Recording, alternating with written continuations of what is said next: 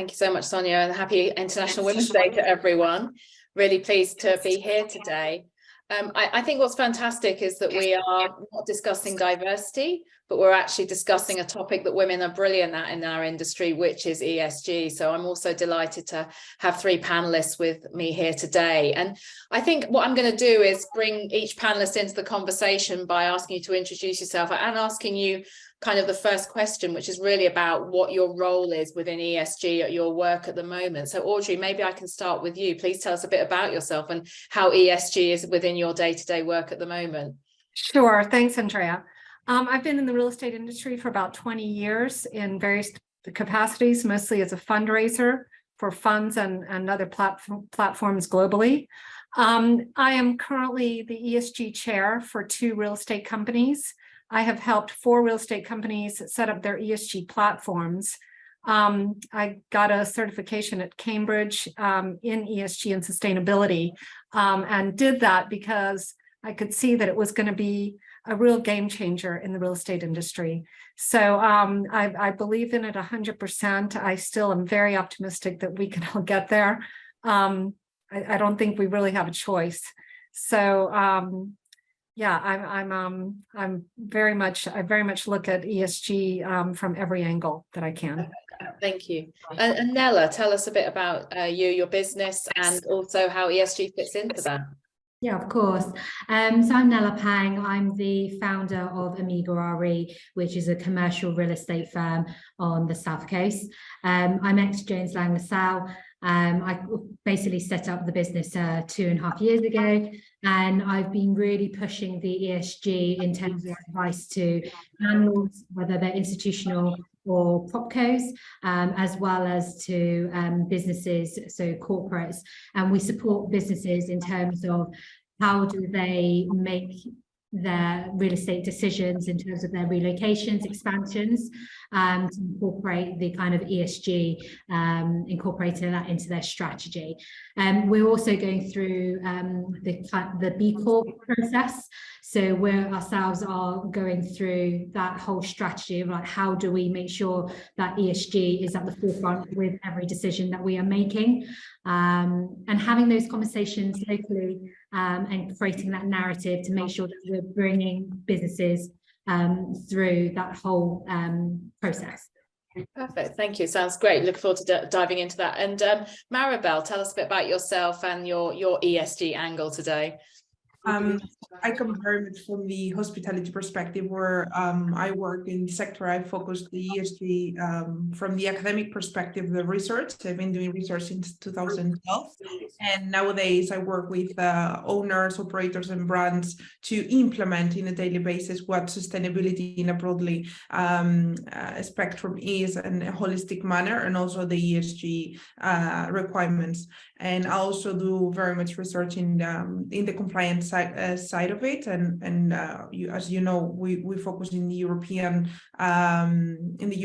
countries and properties based in Europe. So we have the new regulations from the European Union coming, and European Commission treaties, and we very much align with that. And also we believe in community. We started back in 2019 with the European Sustainable Hospitality Club, and we bring experts from different sectors to collaborate, whether it's for technology, developing innovation in properties, research from other industry peers, non-industry related, and that's been my focus for the past years, whether it's the academic side or the operational side with hotels. Yeah. Maribel, maybe I can stay with you and ask you about how you feel about ESG in the hospitality sector at the moment. I mean, you've gone through a difficult period with the pandemic. You're coming out of that. You know, how much are you optimistic about what's happening within ESG in the hospitality side?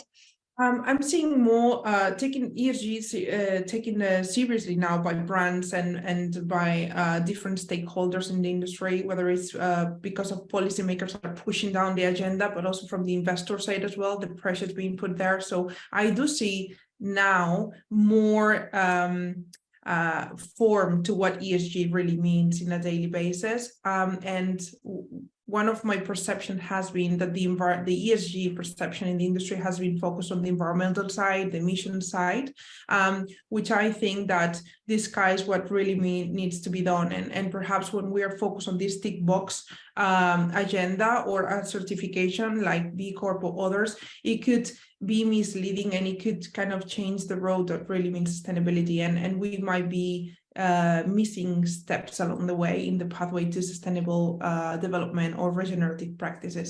So this is how I would see that.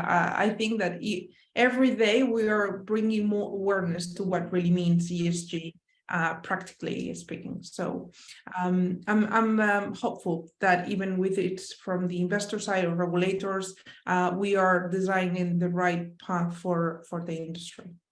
And Nella, you deal with different organizations. You said propcos, institutional investors, large and small. How are they? Are you optimistic about their sentiment and their approach to ESG, particularly when, again, the backdrop economically is getting more challenging? Absolutely, yeah, it's definitely a hot topic.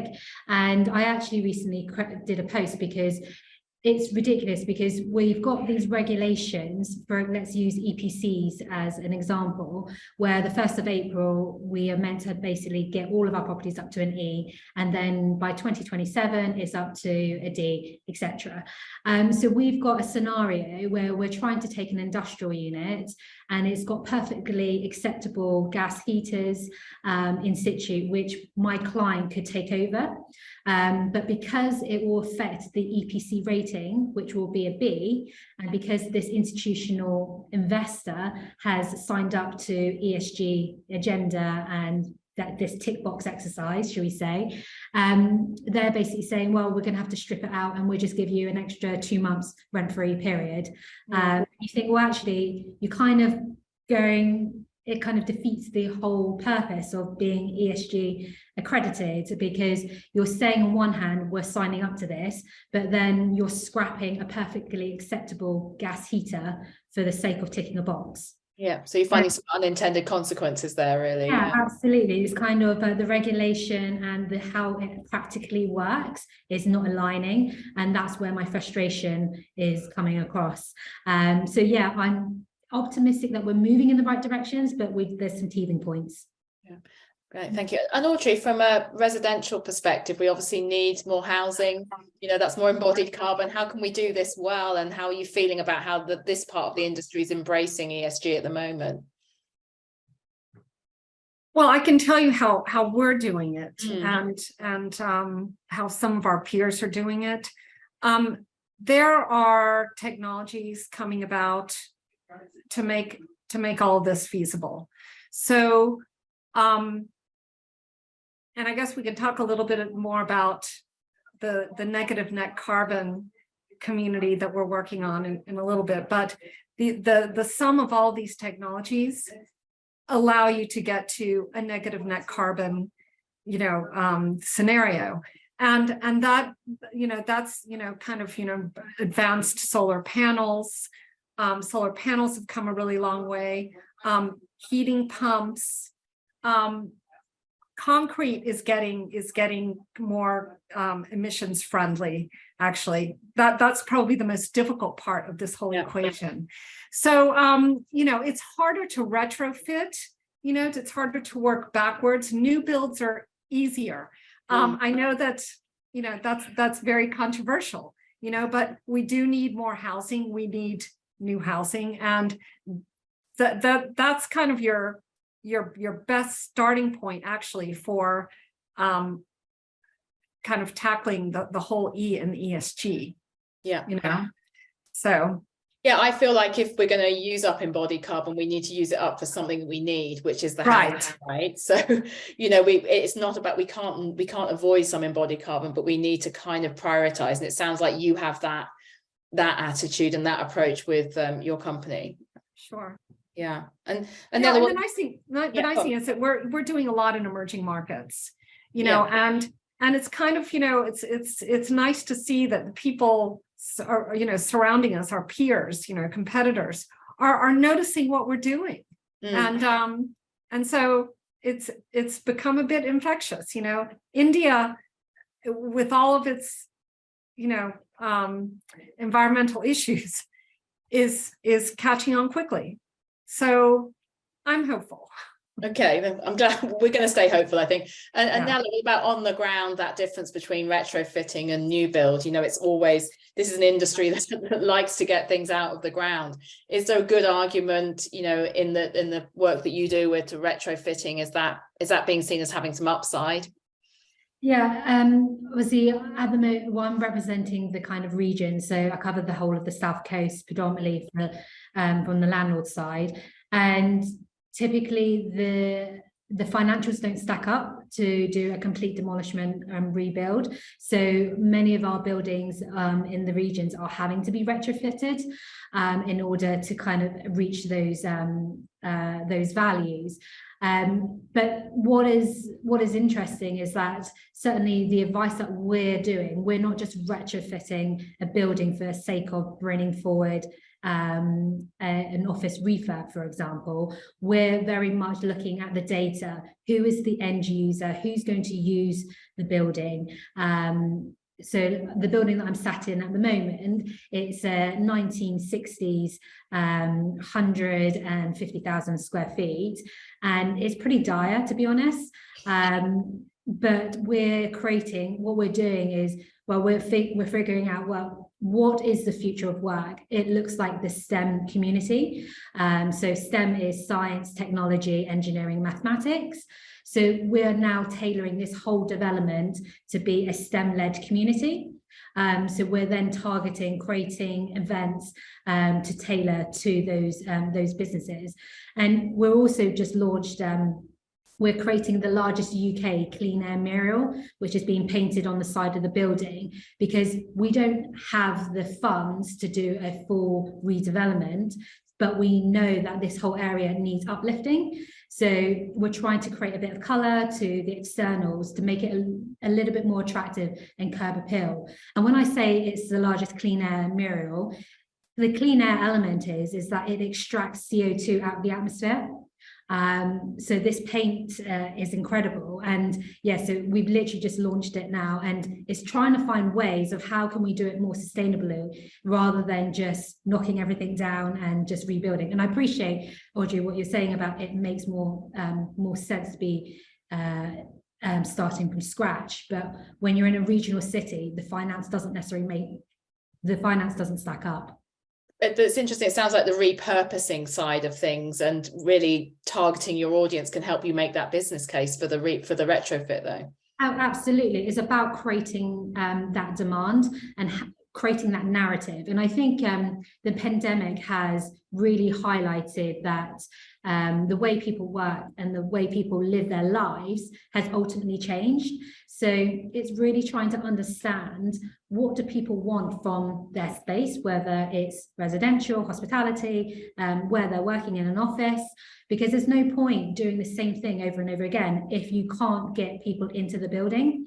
So having a much more clearer understanding of, what does the next generation want? How do they operate? Are they working hybrid?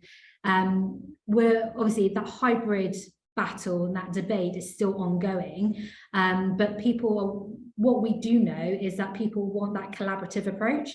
They want to be able to come into an office or an environment, what you're seeing is space as a service.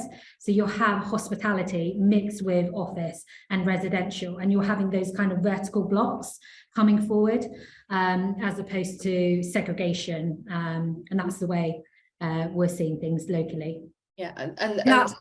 Well, no, I just wanted to say, so the economics, when you're talking about the economics and the feasibility, it's different in emerging markets. So the economics work in emerging markets, okay, as opposed to so that's one factor that is different in that sense. And Maribel, I mean, the hotel industry is also having and it is evolving into a different type of product as well. How does the retrofitting agenda fit into trying to make hotels more kind of, more for the customers we have today? From the brand perspective, what I've seen is also retrofit, when they are expanding or creating new brands, that are also catering these kind of potential customers, more younger generations. the way they are building the infrastructure, the way they're creating synergies locally is very much including the local communities and understanding that the product has to be surrounding, and the experience, not just the product itself, the experience has to be around the local cultures and protecting local cultures, whether it's with the procurement side, the building materials, everything that's being done locally, it has to include that factor, and understanding the collaboration locally with different stakeholders. From the past, it's been more standard projects without looking externalities and very much looking just the feasibility studies, the numbers, and that's it. But now we are seeing case studies where local communities are being embedded into the full project, whether it's again from the F&B perspective or the food and beverage perspective, the spaces around the F&B concepts, the community side of it, and how there is a very, very good example, a project in Norway, perhaps you've seen it, it's called the Svart, which is a new development actually, but that new development brings the community inside within the architecture and the way it will operate. So I think whether it's a new development or an existing property that's being retrofitted, there are so many opportunities to bring the environmental and the social side of the ESG within the projects beyond the numbers. And I've seen that mostly from the procurement side, from the local community needs, also the agreement with local entities and authorities to see the needs, the local needs, to cater that to the project. There are so many different avenues I've been seeing, and also from the remote workers as well, and how to be flexible and welcome this type of remote workers to properties as well, to the lobbies, hotel lobbies, and F&B outlets. I think it's about resilience, isn't it, both environmentally and socially in that sense. And Audrey, maybe if I can bounce that word of resilience to you, when you think about residential going forward and the work Planet Smart Cities doing, what does a resilient residential asset mean to you in the future, do you think? I know you've got a good example about one that's going to be kind of regenerative, carbon positive sort of thing. Yeah. Sure. So just going back to the concept of the mural being able to having paints that can absorb carbon emissions. This project just on the outskirts of Milan called ARIA, that project Smart City is championing along with Arup, does with the sum of its technologies does the same. So absorbs the emissions in its surroundings, and not just by planting trees and things like that, but using advanced technologies. So that's why I'm hopeful. If you can create negative net carbon situations, scenarios, communities, that goes a long way to fix a lot of the issues that we have. And do you think those ideas transfer to other sectors as well? You're focused on residential. Sure. Yeah. Good. Hopefully. I mean, they can be applied to any building. We just happen to be using them in affordable housing. Yeah. And Nella, we had a question about, the EPCs and, the saying that many office buildings in London, appreciate you're working on the South Coast, not so much in London, will not meet EP standards by 2030 if they don't get redeveloped. How is the market going to respond to this challenge? I'd imagine, Nella, within your communities or the work you do, there are also some buildings that are struggling with this. Yeah, absolutely. And we're already seeing where we've just done a renegotiation for Zurich, and excuse me, and the landlord has basically wanted to give them a new lease, and they've decided actually the property currently doesn't meet, it's currently regulated, it's at a D, but the landlord is wanting to future-proof it for that kind of 10-year period span. So they've said, okay, we want to do the refurbishment earlier ahead of your lease end dates, so we can get it up to that B standard, which then they will then meet that regulation, because 2030 is a B. But there will be many buildings that will not be able to do that without that capital outlay. So I think the market, we're going to see a shift again in terms of like the loss of the high street. That's all changing. It's not necessarily retail. So it's about what is repurposing all of this space to make it meet regulation, as well as staying on trend with what is actually being currently demanded. Yeah, so it's back to that conversation you had earlier about like finding the right outlet for and the repurposing and making the business case through that way. And Nella, I wonder also if it's about skills. I know that this is a whole new kind of area. I mean, you're all doing ESG stuff, but then these people on the ground who know how to do this, right? Yeah, absolutely. And the thing is that we haven't got the right skills because it is all new. So it's actually making sure that we're liaising with education providers, whether it's UCM, RCS, as well as other universities and colleges, to kind of educate them that this is what the industry is demanding. These are the career opportunities. And as we were explaining, I've just hosted a Women's International event this morning, and that is all being directed around future work, so STEM and property and construction, because those are very male-dominant industries where we're trying to basically attract more women into those sectors to kind of educate them about what are the opportunities out there and what are the challenges that we're going to have to overcome, both in personally, but also in professionally. Yeah. And Audrey, do you see that an issue? You've worked in the industry, as you said, for 20 years. Do you see kind of being able to upskill to deal with all these new challenges around ESG? How are we going to do that, do you think? Well, this concept has kind of catapulted to the forefront just, during COVID, but it's been around for a while. So, I can tell you that when I was at Blackstone, they were already starting to act on this and think about this in 2013-14, so 10 years ago. And there are other companies that have done the same. There have also been, so have you all heard of Evora? Yep. So Evora is a top consultant. Paul Sutcliffe started working in sustainability 15 years ago, and just kind of went out and started his own company, Evora, just a few years ago, but it doesn't mean that he didn't have the skill sets, or at least the mindset, and has helped over 200 companies apply for GRESB ratings, and just to explain, put that into context, in order to be ready to apply for a GRESB rating, you have to be confident that you're going to get 3 stars or above. So it's also what gives me some hope, it means that, so there are a lot of companies that are working towards being able to apply for GRESB rating, but there are already, several hundred that have gone ahead and done that. So, and it's not only Evora that's on the ground helping companies create these platforms, but, there are other companies as well that have popped up, and all kinds of technology companies that are focused on sustainability.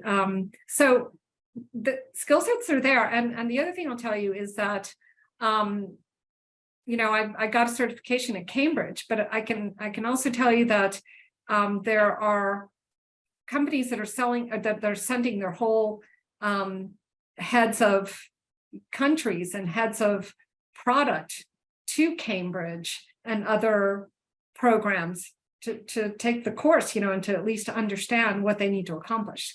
So, so as far as the skill sets go, I mean, it's, we're kind of in turbo mode, I suppose I think about it as thinking about an asset manager's job 10 years ago versus today. It's quite, if you're facing a portfolio that needs decarbonizing, it's kind of a lot more technical work, and there's a lot more technical tech coming in, digital twins and kind of building management systems like that. So I suppose maybe it's upskilling within where you are already as well. Yeah, and you've got tons of companies that have already hired heads of ESG. When did that ever exist before? And are paying them for it. Yeah, all good. And Maribel, what about do you look at that from either your academic work or you're working in the hotel industry about whether we have the right skills to make this transition? If I may back a little for a moment to the resilience Carbon sequestration projects, as you were mentioning before, is great, and that we have the skills as well, but we have to understand the transition as well, and how do we apply those technologies in operation in our sector is kind of complicated, because even though our workforce have like a degree or a master's, we still need specialists, biodiversity experts. Like, we need external inputs for the scope of the impacts we have beyond carbon and decarbonization in assets. Going beyond that, from the academic perspective, what I can say is in curriculums, we still don't have enough sustainability data. We still don't have management projects, sustainability implementation in operations, a sustainability strategy. We still lack that in most of the colleges. So we're seeing even more, especially after the pandemic, but we still have a long way to go where we actually talk about what really means building a strategy around sustainability, regenerative practices, who needs to be involved, who are the stakeholders, what regulation we need to meet, what are the reporting standards, ratings. I'm not a fan of the ratings. For me, are kind of a TripAdvisor sometimes. So we have to be careful to what ratings we look at. But yes, we still have to, we have a long way to go in terms of the education and implementation for resilience. Yeah, sort of a wholesale next generation education kind of thing. Yeah. Okay. And Maribel, maybe I can stay with you to ask you about climate action also driving social change. I know that you're interested in sort of kind of almost the human rights aspect of how we kind of do this transition. Can you tell us a little bit about how that impacts your work? I would say that there's no way to separate one from each other, because if I am concerned about local drought and the lack of food availability, or if there's a scarcity of an ingredient, and I am serving an F&B product in my outlets, that is linked to the local community being able to access natural resources, to being access to different kind of services as well. So we have to be mindful that you cannot separate human rights and sustainability development. And if we do not have climate adaptation plans for assets, implemented technology that can give us forecast and have contingency plans in operations, if we don't do that, that will affect directly to workforce and local communities. So there's no way we can separate those.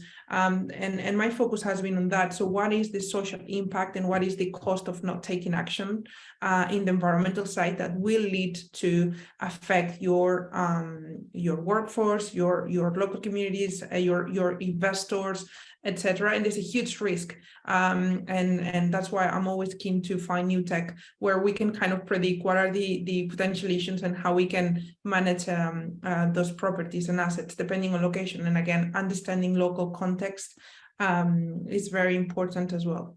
Okay. And Nella, in your community, you sound like you do a lot with the business community and kind of bringing that together. How important is that in terms of the ESG agenda, driving it at a city or a community level for you? Yeah, hugely important. So I'm the host of the Let's Talk South Coast podcast, and we are having conversations with business owners, key stakeholders, councils about what is our USP, and creating that global narrative, because going back to the pandemic, it's shifted how we work. Everyone wants that work-life balance, and the notion to be able to work from anywhere is hugely important. And obviously the South Coast has huge amount of things where people are relocating out of the city down to the regions. And so everyone is all talking about sustainability, and it's sustainability in wellness as well. We shouldn't just all be focused on EPCs, for example. It's about the mental well-being is a huge factor in driving that decision making. So that aspect is being a huge thing, the conversation that we're having in terms, again, end user, what do you want out of your life? How do we create that, and how do we create an environment that is purposely making you thrive? Real estate encompasses so many things, whether it's the staff, the facilities that the building that you're in, it all aids like recruitment, etc. So it all intertwines to each other, doesn't it? Yeah, absolutely. And then another aspect which we can't avoid, the International Women's Day theme is digital. So trying to make sure women have equal access to technology. But certainly, Audrey, for this sector, technology is so important for the ESG side. I know you've been a big supporter and advocate of technology coming forward. Do you feel like it's coming forward quick enough? You said there's lots there that we can help. How are we going to get it to market? Yeah, I think, look, the biggest issue and the biggest problem is to, get the knowledge and get the information out there, because technologies do exist. I mean, people just don't really know about them, Yeah. and I don't know, it kind of seems like a well-kept secret or something,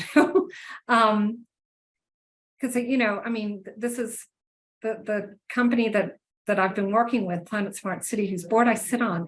They're out of Torino, they're out of Turin, Italy, and they happen to have great access to the Polytechnic there, but there are other polytechnics, throughout Europe, and I don't know, maybe businesses need to try to access Better links, yeah. have better links there, because I mean, what these guys, I wish you could all go visit this project in outside of Milan called ARIA. It's groundbreaking. Yeah, no, we'd like to. I think we'll definitely sign up for that. And Maribel, what about technology in your part? You mentioned data. You mentioned we need more. Is that technology driven, digitalizing what we do? We are seeing more in every single department. So whether it's waste, tracking waste, in different F&B department, in reservations front desk, using more technology to use or automate tasks, so employees have more time to do other tasks. Implementing technology to monitor progress.